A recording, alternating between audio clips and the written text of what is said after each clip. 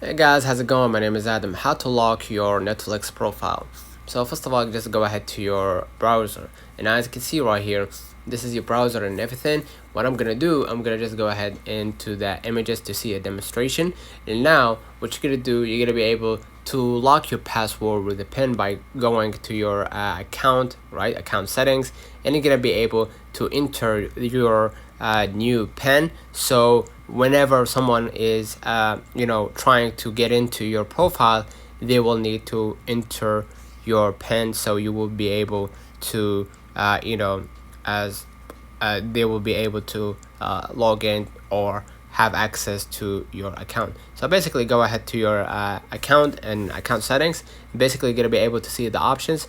Go ahead to the profile lock, change it to toggle it on or turn it on, so you can add your new pin, and basically no one will have access except you.